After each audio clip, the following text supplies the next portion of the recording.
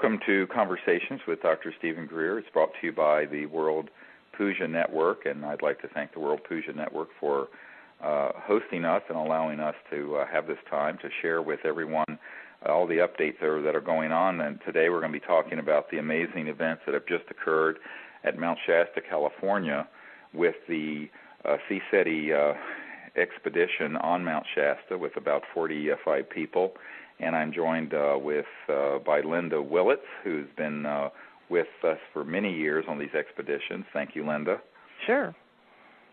And it was an astonishing week. We were up there Labor Day week, basically, up on Mount Shasta, and we had a group of people we were training to become ambassadors to the universe. And as I have mentioned, if you go to CSETI, CSETI.org, you'll see that we have these expeditions 4 or 5 times a year.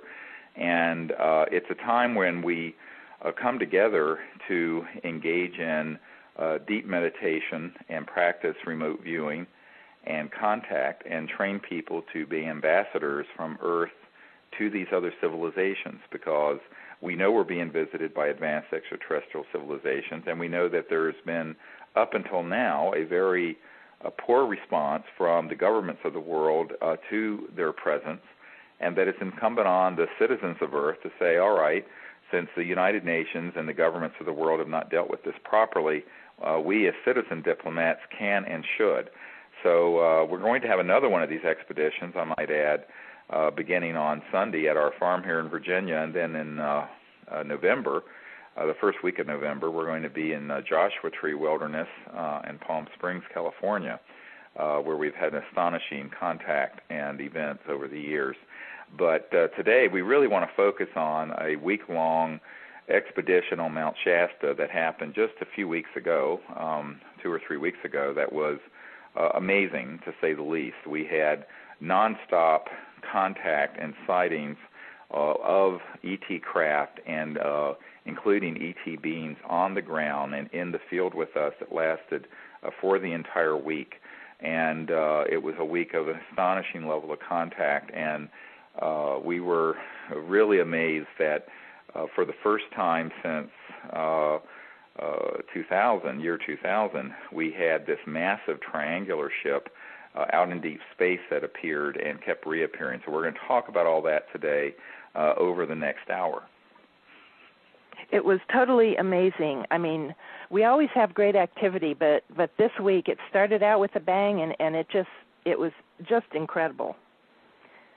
Right. Well, I think that one of the things I want to share with people is that the group that we had were very coherent. There was a high level of consciousness in the group. The people were ready. They had gotten the meditation CDs and the materials that we have on our website for people to be trained as ambassadors, and they really understood how to make contact. And many of them had been practicing before they came and had astonishing contact experiences with these extraterrestrial beings and sightings of these craft prior to coming. So I think we had a group of just really ready people, and that's why from the very first day the events started happening that often you don't see until later in the week of one of these expeditions and training programs. So it was just a wonderful group, and the real purpose of it is to create the morphogenic field, as Rupert Sheldrake would call it, where humans begin to understand the divine unbounded consciousness within us and can enter into a meditative state to experience that unbounded awareness, and then remote view and see these extraterrestrial beings and use a specific protocol to contact them using not only lasers and electromagnetic signals, but thought and consciousness to show them where we are and invite them for diplomatic purposes. I mean, this is not, we tell people this is not trying to have a sighting for a sighting's sake. It's for the interactive component of it where, as universal citizens, we're saying the children of Earth, many of us are now ready for open contact, and that we want to be the vanguard welcoming them here and to show them the side of humanity that is peaceful and that's enlightened and that understands the true nature of ourselves as universal consciousness-aware beings. And I think that this is the real purpose, because when we do this, we find that it begins to affect people all over the world. We have found that people all over the world have begun using these same CSETI protocols, and CSETI stands for the Center for the Study of Extraterrestrial Intelligence. And at CSETI.org, you can see that since 1990, we have gone all over the world and had the most astonishing success at making this sort of contact. And this was actually the foundation for the disclosureproject.org. And if you go to disclosureproject.org, you'll see that that was really done after we had had successful contact. And a lot of people don't understand that the way this evolved was that in the early 90s, when we had these preliminary teams that went all over the world making contact in Mexico and in England and all throughout the United States, that this got the attention of a lot of people in the government. And I was asked by 1992 to meet with the head of Army Intelligence and then later to brief the sitting CIA director for President Bill Clinton on the ET issue and on the UFO issue in general.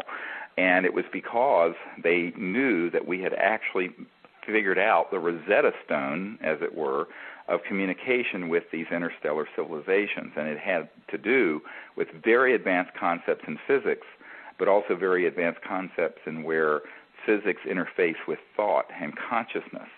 And that we had developed these technologies, both in terms of laser and electromagnetic technologies, but also the technologies in consciousness, where we understood that these interstellar civilizations, by virtue of being able to travel faster than the speed of light, transverse dimensions, if you wish to look at it that way, that are increasingly non-local or conscious or aware.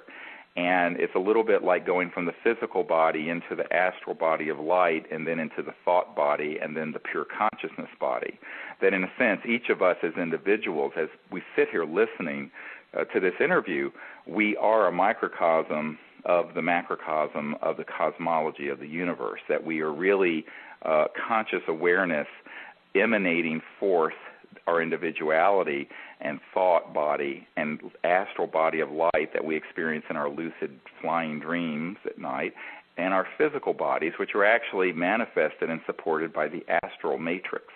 So this astral energy is something that ET vehicles, that are actually physical extraterrestrial interstellar vehicles, when they're going faster than the speed of light, they're no longer in a solid material form. They're in this sort of etheric astral form, and all of their technologies that deal with communications, to communicate with each other but also to other planets, is going at multiples of the speed of light.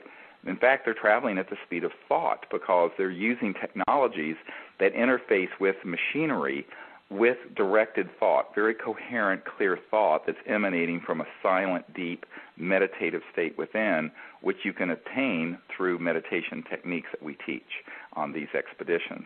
And so we figured this out back when I started having experiences with these beings back when I was a teenage boy, when I was about 18 years old. Figured out that this is really how this is happening, and this is why so many people have had these enigmatic and somewhat mysterious experiences with these beings that have had a strong component that has to do with thought and consciousness. And it's because all of their technologies that are allowing them to exist as an interstellar species requires that they understand these advanced concepts in physics and the higher states of consciousness. And there's a point here where higher states of consciousness and physics come together in a nexus where you get advanced concepts in electromagnetism and the cosmology and thought and consciousness all come together in this sort of central place. And that's what we're talking about. And this is what we train people in. And then we go out under the stars for a week and we actually do it and experience it together. And it's really an astonishing thing for people to experience. And what I really enjoy about it is the ETs fully participate in the training of us humans. And I mean, they do things on purpose. I don't know if we've ever mentioned kindness on these calls. Kindness greeted us the very first night out there, and she came once and sometimes more than once every night. That's right. There is a very advanced ET ambassador who is a very high spiritual being, but also an ambassador from these interstellar civilizations. And the night that my assistant, Sherry Adamak, passed away in January of 1998, about 10 years ago, I was introduced to this ET being by Sherry's spirit after she passed away that night. And we have had this very advanced ET being come and literally materialize in the air above us every single time for the last 10 years that we've gone out and done this. And it's often a bluish white to diamond white ship that comes in and often will shine a very bright light towards the group and fly over and then go back up and out into space. And it's astonishing. And this craft with this being on board, it appeared every single night that we were out under the stars at Mount Shasta this year. It was really beautiful. And you know, one of the ways that the ETs were helping to train us was the very first night in the field, kindness appeared, but also there were those golden lights in the trees that were no more than maybe 40 feet from the back part of the circle. Oh, absolutely. In fact, yes, so many people, we saw this, everyone facing towards the sort of north and northwest. There was a grove of evergreen trees that are there on Mount Shasta that was a few feet from us that were right around where the vehicles had been parked, and we were in a circle sitting, not even 100 yards away. And there were these beautiful, brilliant white and golden orbs that floated through the trees and hovered there and would appear and then disappear. And these were visible with the naked eye. This Right. is not like the orb photography that you see with, people using digital flash. This is just there. And they were there the previous year as well in the exact location. And we know that there is a very advanced God consciousness civilization whose technologies literally emanate from the level of celestial awareness, who are in that area and who we have made contact with increasingly over the last 9 years or so since we first went there in 1999. And what we have found is that as soon as we get on this particular contact site that we have developed there on Mount Shasta, these objects appear. And in fact, there is several excellent photographs right of these ships, orbs in the trees. And one thing I have to point out to people that to our naked eye, it may look like a 1 or 2 foot diameter sphere of golden light or bright diamond white light, but in reality, it is an actual entire vehicle, and that's all we're seeing of it in this dimension. The example I give is of the military police in Belgium when they visited with us. We went over to Belgium in 1991, I believe it was, or 92, and we went to this little town where there had been this massive 800-foot diameter triangular ship. And this ship, by the way, was seen by tens of thousands of people over the course of a few months there in eastern Belgium. And these was one little town where the ship was, I believe his name was Henri Chapelle. There was a little steeple in the center of the town, like there are in so many European villages, and the gendarme, the sort of police of the area, had been called out, and we interviewed them. And they said the part of the event that they did not report to the media or even to the UFO research organizations is what I'm about to tell people. And that is that this massive craft that was hovering a few feet right above the steeple in the center of the town, that was seen by the entire town. It was like 10 or 10:30 at night. It wasn't like 3 a.m.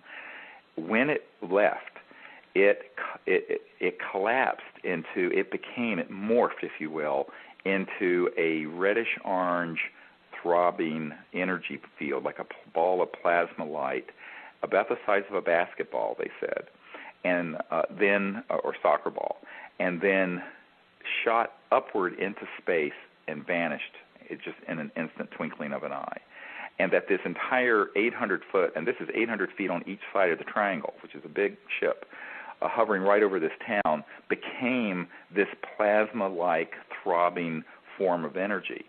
And they didn't understand that. I said, well, that was actually the craft as it was energetically, resonantly shifting out of linear space-time into this more etheric and plasma-like energy field as it then took off into superluminal, faster than the speed of light speeds.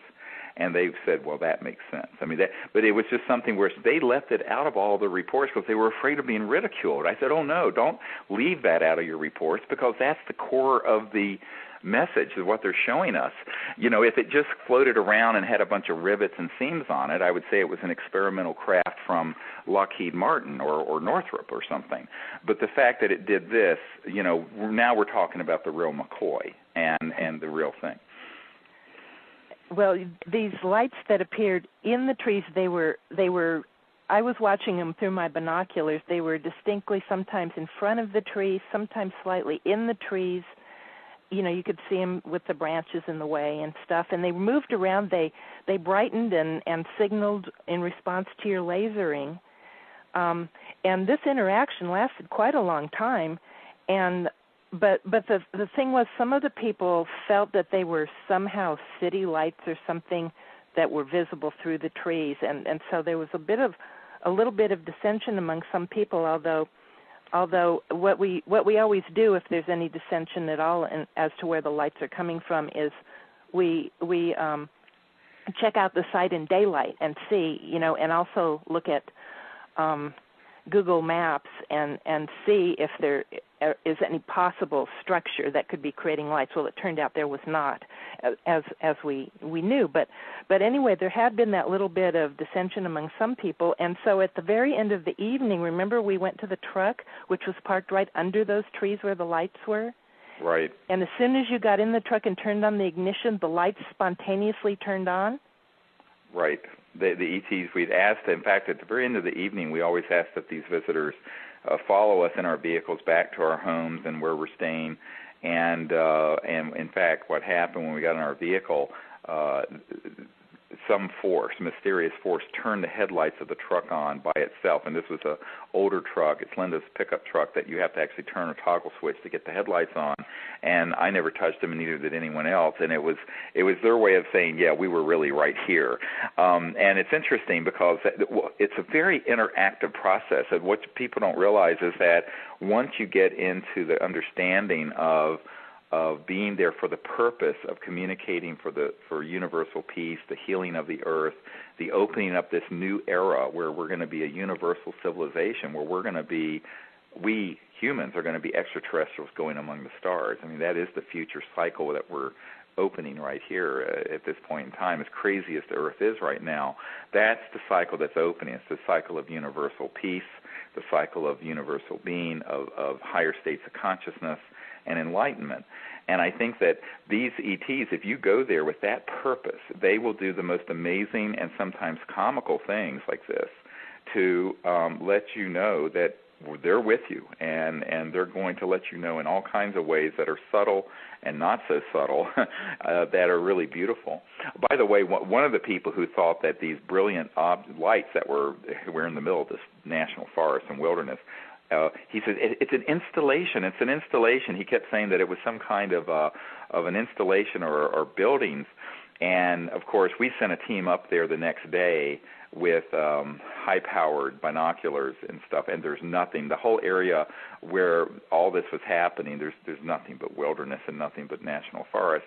So it's interesting because a lot of people, when these things are happening very close like that, it's sort of like the Native Americans when the story of Columbus sailing in, they didn't actually see the ships because it was so far out of their paradigm that until Columbus and his men came up and actually shook the hands of the Native Americans, or it was one of the early Spanish explorers, it may not have been Columbus, that they didn't even see it or acknowledge it because it wasn't in their paradigm that it could even exist, that these big galleons and all these people, strange-looking people. So what we find is that for a lot of people, this is so mind-blowing that they can't quite wrap their minds around it until after the fact. And then they go, oh, my God, this is right there. It was like 30 or 40 feet away or 50 feet away. Yeah. So that started the very, very first night. And also that first night, that was when we talked about the bubbles in our compasses in Crestone on our last World Puja call. Right. And we took that to be a signal from the ETs, because it had never happened anywhere that we've ever done this work except this one site in Crestone, which is on top of a huge aquifer. Right. And we took that to be a signal from the aquifer ETs that were creating these bubbles. Well, Jan didn't have a compass in Crestone, so she bought herself a new compass and brought it to Mount Shasta, and this very first night was hoping that she would get a bubble. And she did. She asked the ETs for a bubble, and they gave her one. That's right, and that's what happens. I mean, and there's also a lot of water under Shasta. If you're in that state of consciousness and you ask, then you'll find that things happen. And this is what we have found over and over and over again. I mean, in ways often that are astonishing. A year or two ago, we had a group that was doing this and asked, and there were 4 extraterrestrials that completely materialized right outside the circle and were standing maybe 4 or 5 feet from everyone outside the circle. And so this is the sort of thing that, it happens all the time on these expeditions. I think one of the most beautiful things about this particular expedition was that, as I mentioned, everyone was in this state of readiness and had understood the meditation. And we have a new meditation CD out that actually uses a special mantra with a tone to it that enables people to get into this deep state of cosmic awareness. And in doing so, achieve a state of readiness to be ambassadors to the universe, because they are in that state of universal awareness, cosmic awareness. And I think that because people have had the benefit of using these meditation tools beforehand, and so those of you who can't come to one of these week-long expeditions, you can get the whole series of these meditation CDs on the website, disclosureproject.org, and you can get them and practice them, because what that will enable you to do, and people who have done that just on their own, they write back and say, oh my God, I can't believe this worked. I was doing this and I was driving down the road and this ship appeared, or this craft appeared outside my house, or this orb floated into the room, or all kinds of different extraterrestrial manifestations that happen. So it's very exciting.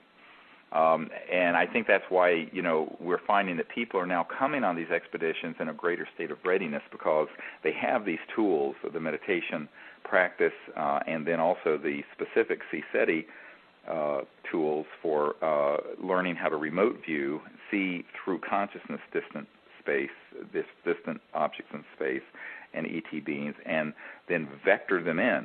So you actually connect to them and then show them where you're located. So you literally vector them into your location if you're on Mount Shasta, or if you're outside Milwaukee, or if you're in Hawaii, wherever you are. And you could do this by zooming back into the Earth, sort of like Google Earth, but you're doing it with consciousness and thought. And this is something, a sort of communication system that interfaces with the extraterrestrial interstellar systems, because all of those are interfacing with a level of energy that's very, very similar to astral body energy or thought imagery, a visual thought imagery. We were in such flow consciousness with the ETs that we were just so connected that it seemed wherever we would look, an ET would appear, a craft would appear, or, they were just communicating, with us in consciousness constantly for this whole week. That's right. Yeah, it was really beautiful. It was our second night out there where you began a meditation, and as soon as you touched your prayer bowl with the first sound, the God consciousness craft appeared, and then the armadas of ET craft kept coming nonstop for like an hour. Yes. Oh, it did. I mean, it just almost never stopped, and we had so many craft in the sky overhead. And one of the things that's interesting is that we had a new third generation, almost fourth generation night scope that a couple benefactors for the organization had purchased and had it hooked up to a new digital video camera. And so for the first time, we were able to film objects that we were seeing, remote viewing, but with the naked eye wouldn't be visible. Right. And as it turned out, I don't know if you want to tell people about this big triangle that appeared on, I think it was the third or fourth night, I guess. Yeah, well, it happened because it was the second night that the triangle flew over. So it was September 5th. It was our last night in the field, in fact, because the triangle came over the first time on the 4th when we were at Sand Flat. And then it came over the second time when we were at our other site. And you were looking through somebody's third-generation night vision at the triangle, and you happened to pan it across the mountain, and that's when you saw this huge lit-up craft on the mountain that I was looking with my image stabilizing binoculars and couldn't see the slightest glow. And it turned out it was only visible in the infrared and actually only through the third-generation binoculars, because when you tried your older first-generation night vision, it didn't show up very well, did it? No, and in fact, what Linda's referring to is that we had this amazing sequence of events that happened where there is this big, massive triangular object that's out in deep space that has appeared not that often, but when it does, it's so spectacular, everyone there almost faints and falls out of their chairs, because we're not talking about a little thing. I mean, in fact, sometimes it's so big that you can't, people are looking for a discrete object up in the sky, and it's actually covering a big part of the sky. And it's 3 points of light, like 3 really brilliant stars, moving across the sky. And it appeared in Crestone for the first time in many years, and then it came over again at Mount Shasta. And as it turned out, more than the 2 times that we're referring to. I'm going to get to this in a moment. And as it came over, this last night that it appeared, there was an object that came out of it that went straight towards the volcano, Mount Shasta. And right under where this brilliant object came out from this massive triangular craft that we have filmed with this third-generation vision system hooked to the digital camera, right under there, I was looking with the third-generation camera, night vision that someone else had that wasn't hooked to the camera. We had 2 of them there. And I could see that there was this 200 or 300 foot diameter, at least, area that was glowing that had about 7 to 9 discrete lights, some of them sort of vertical, that were in a disc-shaped formation that was way up on the side of the volcano. And I said, oh, my God, what is that? Well, no one else could see it. And it turned out that it's one of those objects that was really shifted energetically into the infrared, which is the heat area, and that with the naked eye and even with really excellent binoculars that had great image stabilizing systems, you couldn't see a thing. And even with the first generation night scopes we have, I would not have seen it at all. There's just the faintest hint that maybe something was there. But with the third generation, it took up a substantial side of the mountainside, and we were then set up the camera and filmed it, and everyone looked through the viewfinder, and they were going, oh, my God. And then they would look through their regular, and I said, well, we've been saying for years that a lot of times that these ET craft will be around, but they'll be shifted in the infrared or in the ultraviolet, and they won't be visible with the naked eye or with just regular binoculars. And now that we're getting this kind of equipment that's really the top shelf sort of optics hooked up to a camera, we're actually beginning to be able to film these objects, which is interesting. You know, there's a major G7 country that's been negotiating with us about having a protocol like we do on these expeditions for their head of state and for the international community to make open contact with these visitors. And we've been saying that you're going to need an entire array of imaging equipment there that goes all the way from the high ultraviolet all the way through the regular visual, all the way through the infrared, in order to be able to image everything going on, because these extraterrestrial vehicles, they're not always like a Close Encounters of the Third Kind movie. I mean, yes, we have seen that, as we've described, but often they are shifted and sort of dematerialized, but they leave a signature, if you will, in the electromagnetic field that's not visible with the naked eye, but is visible with these other things. Now, the pièce de résistance of this entire week is something I just learned yesterday, and that is our technical guy who is operating the camera. He started reviewing all this footage of the week, and he's just now gotten through it. And it turns out this massive triangular ship that is out in deep space, that is this huge thing, turned out 5 nights. It was there 5 nights.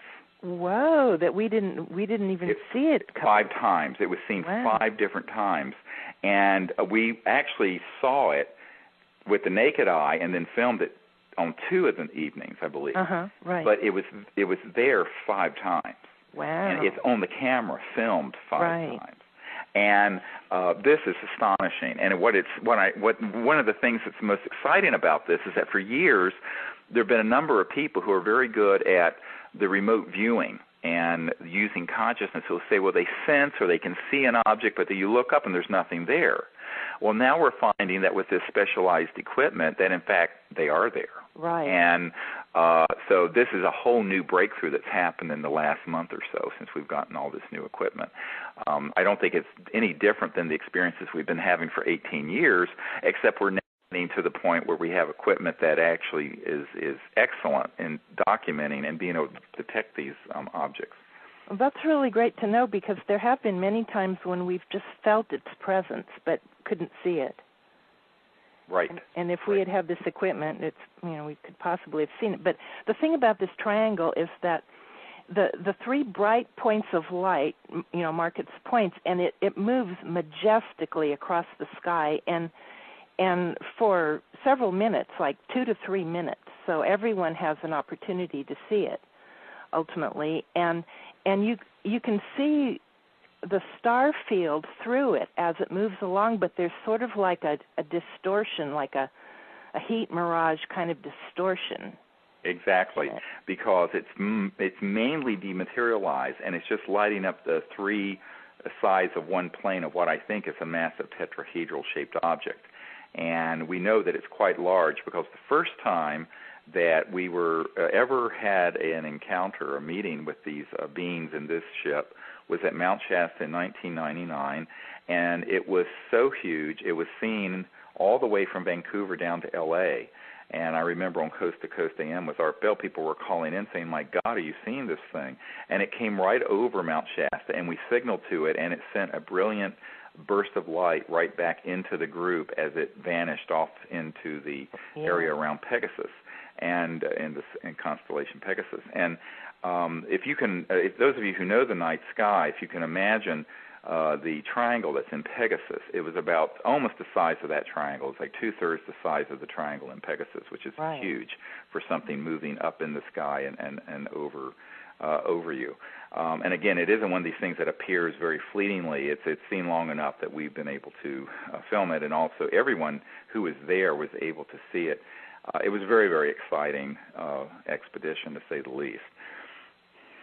And another interesting thing about it, not necessarily the triangle because it's out of our atmosphere, it's so far away, but all these crafts, the armada of crafts that came in the second night in the field while you were giving a guided meditation, typically whenever even one craft comes over, we're strafed by military jets trying to contain any activity we might stir up. Well, this time there was a real conspicuous absence of military jets.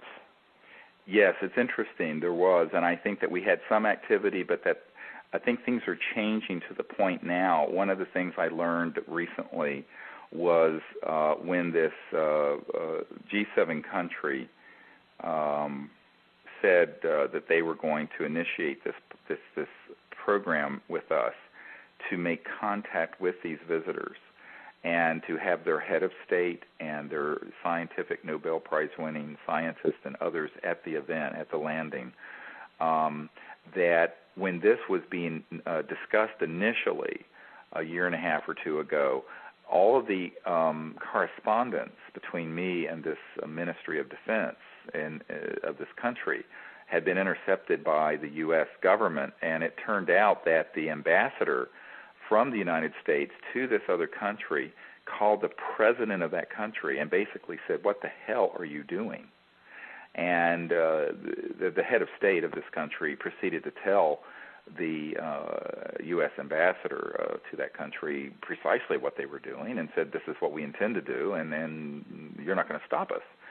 And basically, the U.S. ambassador said, "Well, let me get back with some folks, and then I'll get back with you." So a couple weeks later, got back with this head of state and said, "Well, you have our blessings to do this, and just don't do it on U.S. soil. However, you can proceed. And not only do you have our blessing, but we wish we could do it, but we can't."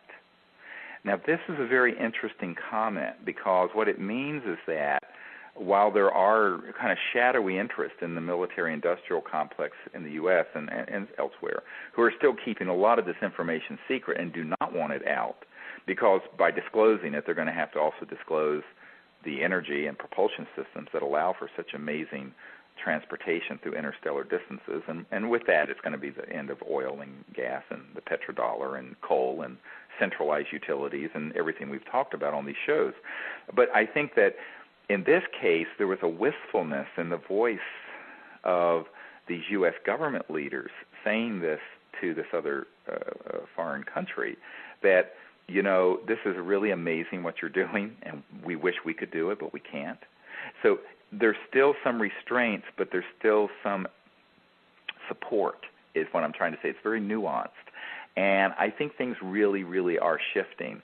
And we're having increasing contact. And I think that this is going to continue to happen. I think one of the themes of this whole week, by the way, was that the amount of activity we've had is and these massive triangular craft that's appeared, and as well as some of the other experiences, is because not only are these things changing with some of the leadership of the world's elite, if you want to call them that, but I think also that there's a critical mass of people on the Earth who now know that we're not alone and are looking into what CSETI is doing to make contact. We've learned that in recent polls, over 80% of the population in the United States, for example, think that there are UFOs and that there are extraterrestrial beings, and that some aspect of the government or someone is keeping it secret. Well, when I first started this project, that was only about 40%. So I think that what you see is that we've reached a critical mass of people understanding this, and that the tide really is turning. At the same time, we're getting very close, and we may have some really big news fairly soon, with these new energy inventors who are working on energy devices that would completely replace the need for oil and gas and coal. And I think that the ETs are ramping up their support for what we're doing by exhibiting this level of contact with a group of 40-some people on a training expedition like we haven't seen since right before the Disclosure Project in 2001. And, of course, it was then in 99 and the year 2000 that we first had this massive triangular craft appear, which I think is way out in deep space and is an interstellar sort of community vehicle that's out there. Now, some of these can be enormous. I have a military advisor who was at the specialized console, it was called at that time, I don't know what it's called today, at NORAD, the North American Air Defense Command in Cheyenne Mountain, Colorado. That's deep under Cheyenne Mountain. It's basically where World War III would be fought. In that facility, there's a specialized room that I've had confirmed to me by several of our military witnesses in the Disclosure Project that does nothing but track these extraterrestrial vehicles when they're way out in deep space. And I was told by an extremely reliable senior military advisor for the project that some years ago he was told that on console 52, which was the actual number for that console at the time, that was very compartmented and very secret, within a very secret facility. This was the most secret area, that they had tracked out in our solar system an object that was 26 miles in diameter, moving, quote, under its own steam.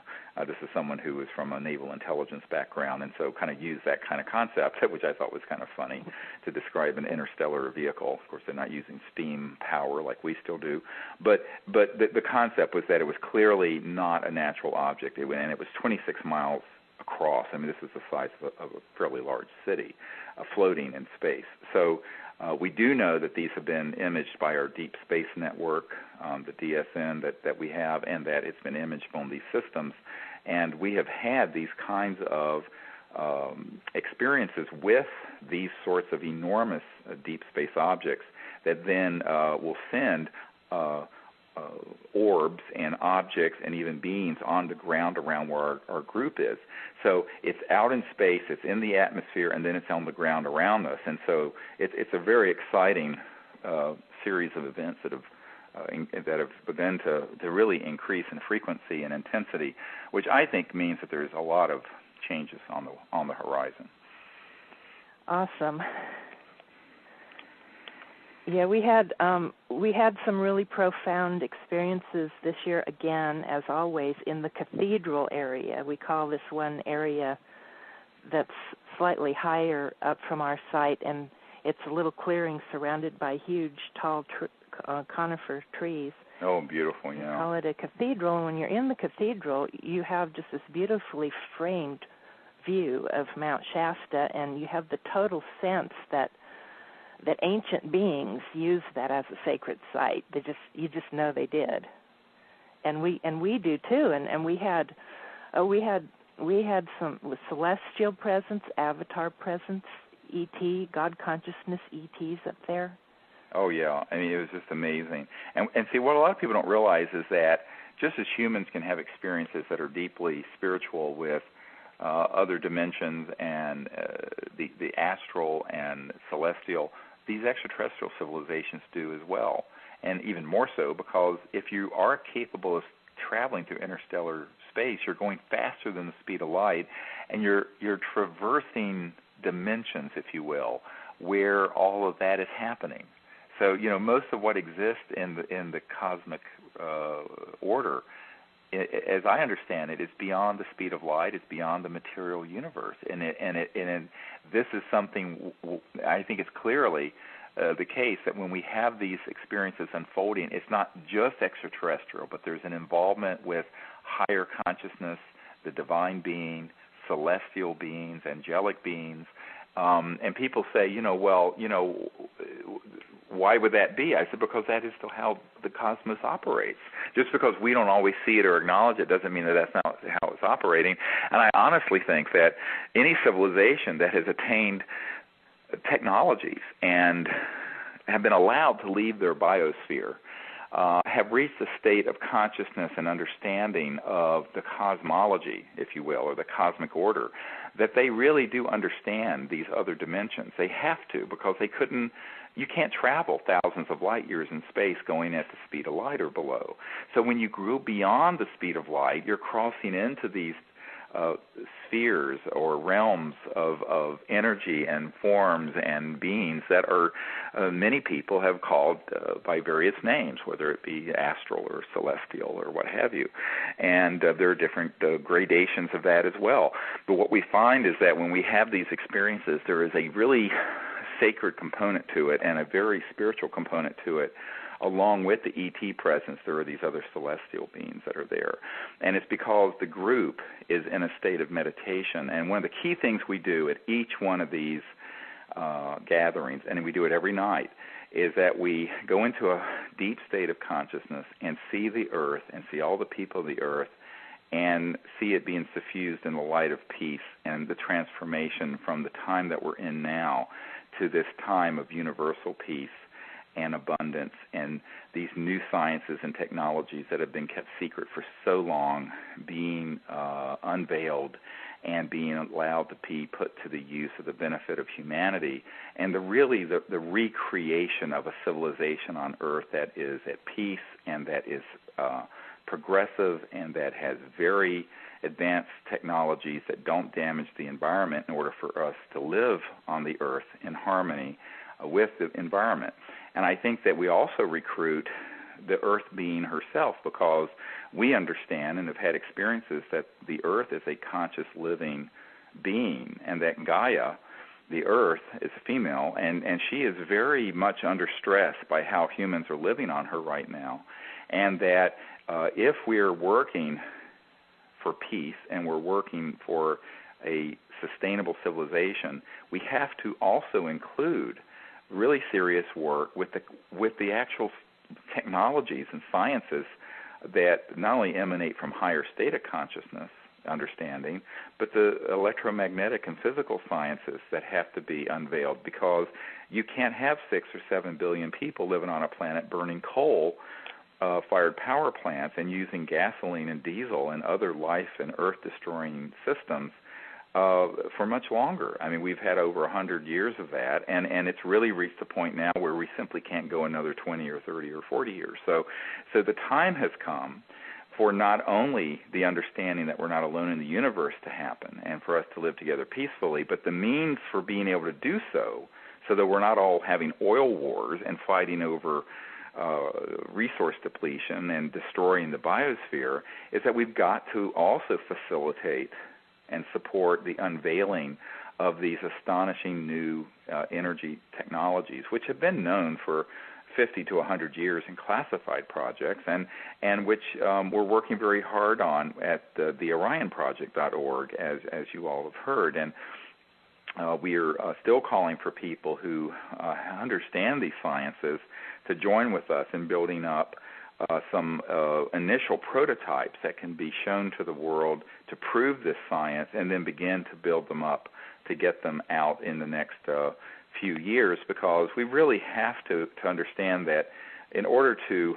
fulfill the promise of humanity and the long-term fortunes of humanity are very much tied up in these understandings in consciousness, the establishment of world peace and universal peace, and the use of technologies that don't destroy the environment, but that also enable us to live within a social order that is just and abundant. There is no way you're going to have peace on this planet if you have 10 or 20% of the world's population consuming 90% or more of the world's resources, and the other 80% of the population is in poverty, and a full one-third of the population of the earth living on less than a couple dollars a day in mind-boggling poverty.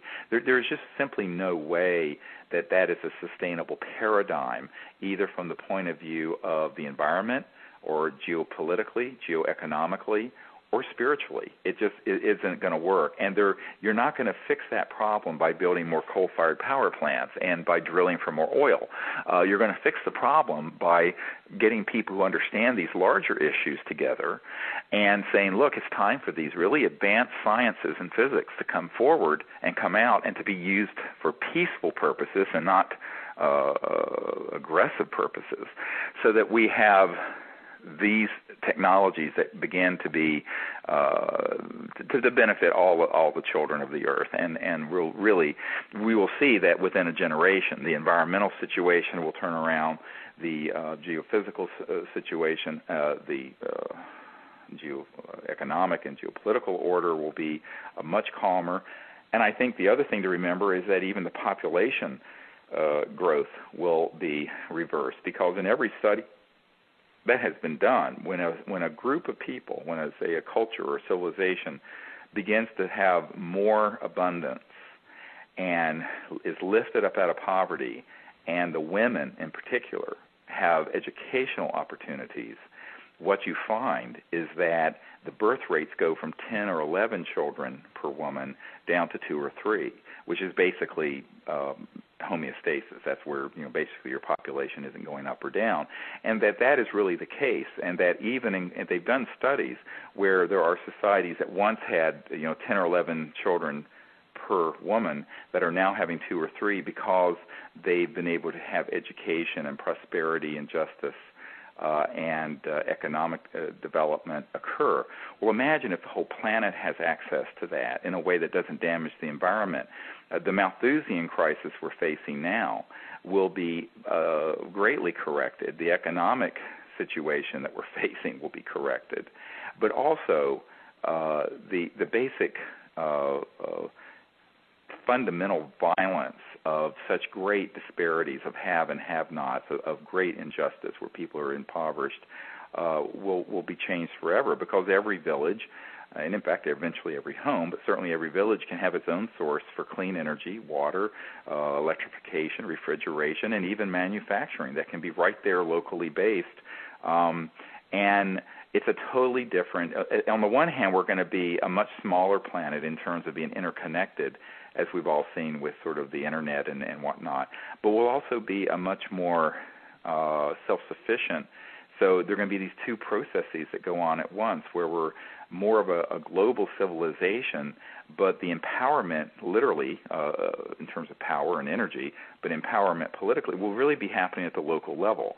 So it'll be a globe of very self-sufficient villages and communities, because the ability to do so will exist in these new understandings of physics and science and consciousness, whereas the current order requires that everyone be tethered to this line of supertankers coming out of Saudi Arabia or the coal fields of Appalachia and the centralized electric grid, et cetera, and so on. So it's a very, very different paradigm, and it would be an extremely liberating paradigm.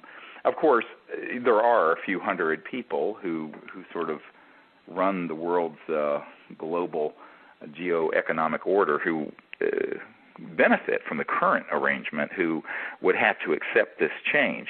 And this is one of the big issues we need to ask that people, that they pray that people find the grace, if you will, and the awareness to allow the good to change, to this good change to happen, because it's the only possible sustainable future that we have as a people on this planet.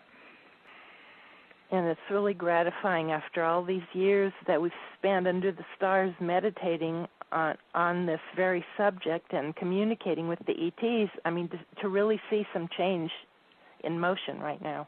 Oh, there is. Yeah, there's a huge amount of potential happening, and the listeners at the World Puja Network will be hearing a great deal about this as soon as we get some breaking news on these energy devices. We hope we have some good news on that in the near future.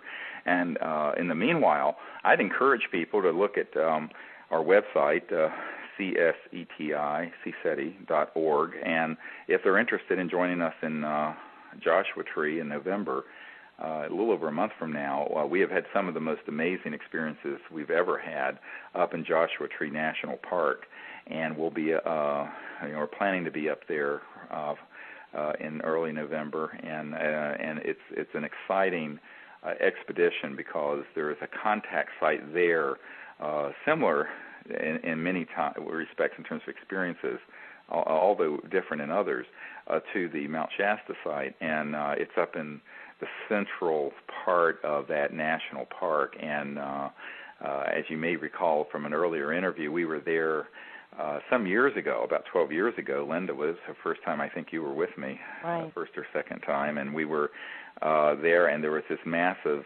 ET craft that came straight out of the zenith of the sky that was about 200 or 300 feet in diameter, that was this beautiful kind of teal green color that was shaped flat on the bottom and then sort of shaped like a Hershey's Kiss, that came straight down over the desert and lit up the whole desert and then emerged into the earth. And basically they were showing us this place under the ground in the middle of this national park where they come and go. And we have since set up our contact site right on the edge of that big plain or field. And we have had amazing contact experiences there. And we'll be there, as I mentioned, that first week in November. The dates and all the information are at CSETI.org. Yep, that's been, there's no end to the just amazing and wonderful and spiritual experiences that we've had out on these adventures, and to know that we're really making a difference in the world, too, with our meditations. Is really wonderful. Yeah, it's very powerful when there are 30 or 40 people in a higher state of consciousness doing these meditations and doing the meditation for the healing of the planet and the guidance of the people of the planet and the leaders of the planet.